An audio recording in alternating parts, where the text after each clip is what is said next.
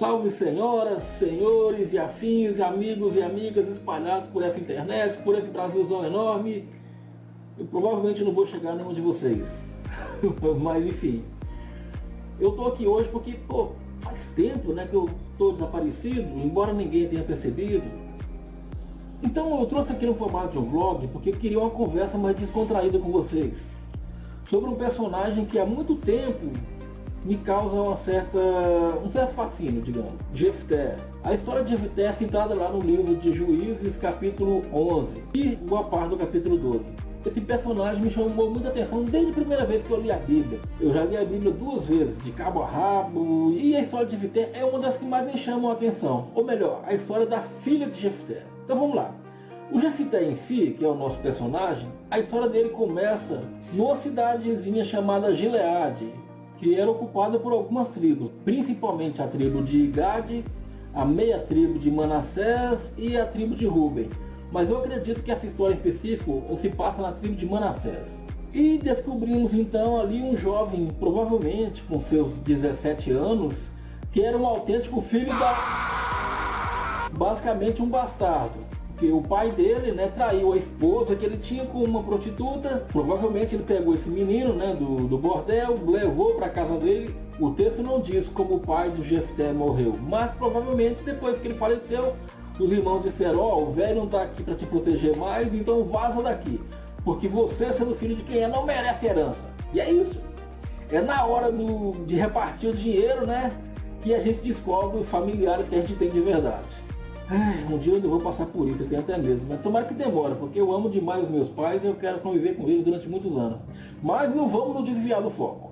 No lugar em que Jefté estabeleceu, uma cidadezinha chamada Tobi, ele se tornou um cara muito afamado. E o texto não fala quanto tempo se passou, mas só fala que um monte de bandidos, gente de índole ruim, se uniu a ele. O que não quer dizer que Jefté seja uma pessoa ruim. Afinal, né, o Davi, que é o homem segundo o coração de Deus, também se reuniu de um monte de gente suspeita e ninguém fala que ele era uma má companhia.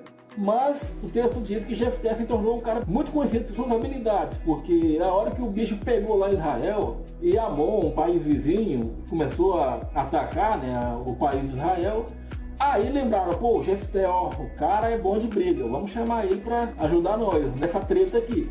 E Jefté, que não era bobo nem nada, condicionou a liderança dele a ele se tornar, né, o novo juiz do país lá. E claro que, é o que tem, só tem você, então vai tu mesmo, beleza. E Deus é testemunha de que nós estamos firmando esse pacto contigo. A primeira coisa que ele fez foi um ato de um grande estadista. Ele foi tentar conversar, mandou cartas, né, para o rei de Amon. Por que vocês estão guerreando contra a gente? Aí Amon: não, porque vocês tomaram alguns territórios nossos. E Jefté: não, vamos tentar conversar. Aí o rei ignorou ele.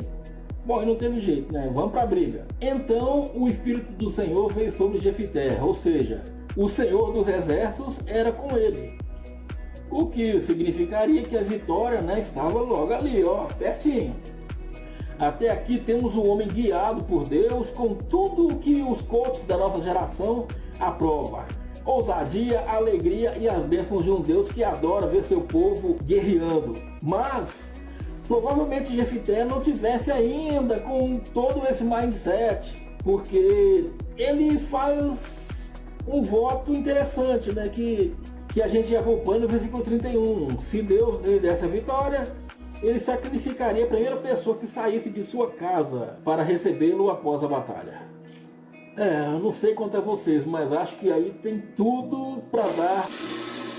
O problema quando se faz uma promessa desse tipo é que quando você alcança o que você deseja, é bom cumprir, né? E Jefté conseguiu, arrasou mais de 20 cidades, proporcionou uma vitória acachapante para Israel, uma humilhação inesquecível para Amon, e voltou para casa nos braços da galera, recebido como um herói, todo mundo triunfante, caminhão de bombeiros, o trio elétrico celebrando, cantando, aquela fanfarra maravilhosa. Até Jefté chegar na sua casa e se lembrar: peraí, a partir daqui eu tenho algumas conjecturações, que são as seguintes. Muitos teólogos dizem que Jefté não conhecia muito Deus, não tinha muito conhecimento da lei, não era um homem religioso. Mas, pô, o Espírito de Deus não era com ele, o texto não está dizendo isso. Enfim, como é que o Espírito de Deus que era com ele deixou ele fazer um voto tão inusitado? Segundo, Jefté não tinha um companheiro mais sensato ao seu lado para tentar colocar um pouquinho de juízo naquela cabeça de vento? Terceiro, ainda que ninguém soubesse de seu voto, que ele tinha guardado lá em segredo no coraçãozinho, quem ele achava que seria a primeira pessoa que ia sair de sua casa? O rei de Amon? Ah, fala sério. Quarta questão, ainda que ele não fosse crente o bastante para ter discernimento do risco que seria fazer um voto desse, ele era crente o bastante para cumprir esse voto. Isso me deixa assim meio confuso. E a quinta questão é, será que Deus não viu o futuro? Que preço que Jefté teria que pagar? O quanto seria danoso? Por que Deus não mandou, sei lá, uma jumenta para dizer, oh, menos filho, menos, está causando. Mas não. No versículo 34, quem é a primeira pessoa que sai da casa dele? A filha dele. Eu imaginei lá, oh, minha menina, vem cá. Aí ele, não, pera, olha, poderia ser um cachorrinho, né? Poderia ser a sogra, poderia ser aquele vizinho encrenqueiro que deve e não paga, poderia ser Bolsonaro, poderia ser Lula, mas não, era a filha dele. Aí eu pergunto de novo, tu queria que fosse quem saindo da sua casa, Jefté? Quem? Muitos teólogos vêm dizer que não, Deus não permite sacrifícios humanos. O que Jefté sacrificou foi a virgindade dela. Ela não poderia se casar, não poderia ter filhos, não poderia levar o nome dele adiante, porque Jefté só tinha ela, não tinha mais filhos. Então o sacrifício humano ele não aceitava as ordens do Senhor. Então me explica, por que está lá em Levíticos, capítulo 27, dos versículos 28 e 29, o seguinte texto. Contudo, nada que um homem possua e tenha consagrado ao Senhor, quer homem, quer animal, quer terras da sua propriedade, poderá ser vendido ou resgatado. Todas as coisas assim consagradas são santíssimas ao Senhor. Nenhuma pessoa assim consagrada poderá ser resgatada, está destinada à morte. Ué, mas vamos lá, vamos partir do pressuposto que realmente Deus jamais aceitaria o sacrifício daquele, né? Afinal, um Deus que coloca como um dos seus principais mandamentos, não matarás, e que manda o seu povo matar um monte de gente, um monte de inimigos, inclusive mulheres e crianças e animais, e não deixar nada, pedra sobre pedra, um Deus como esse não quer que as pessoas matem outras pessoas, certo? Por que Jefté rasgou as suas vestes daquele jeito, jogou terra para cima, e enquanto o povo celebrava a vitória, imagina o carnaval que estava lá e ele chorando naquela aflição, porque tinha feito um voto que foi a condição principal para ele alcançar a vitória. Ou não, né? Porque na minha opinião pessoal, se Deus era com ele, ele não precisava ter feito aquele voto, coisa nenhuma. Mas enfim, o pior é que o homem de Deus ainda culpou a própria filha pelo destino que ela teria e que viria pelas mãos dele mesmo. Ah, minha filha, estou angustiado e desesperado por sua causa, pois fiz ao Senhor um voto que não posso quebrar. Sério, Jefté, culpando a vítima? A menina que ia sacrificar sua virgindade pede 2 meses ao pai para sair pelas colinas a lamentar por suas amigas porque nunca poderia se casar. E depois o texto diz que se tornou costume em Israel de as moças israelitas saírem durante 4 dias, todos os anos, para celebrar a memória da filha de Jefté, o gileadita. Todo esse escândalo porque você vai ficar pra titia? Então, não me vem com essa. Eu não acredito realmente nesse papo. Para mim ela foi sacrificada assim. E essa menina é tão importante, né, para o próprio Jefté, para a Bíblia, para Israel, que ela nem sequer tem um nome. A gente não sabe como ela se chamava.